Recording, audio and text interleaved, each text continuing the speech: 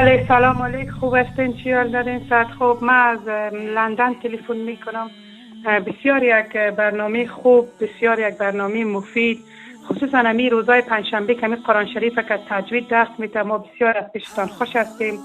خداوند خیر بده. نام ما بیبی آجی فریباز ده دیگه گفتم باش براتون یک تشکری کنم. خداوند خیرتان بده. کاش که تمام تلویزیون ها هم یک برنامه اسلامی و خوب داشته باشه دیگه. خداوند همیشه تلویزیونتان و خودتان همکارایتان و پشت پناه خود داشته باشه. خداحافظ، با امان خدا.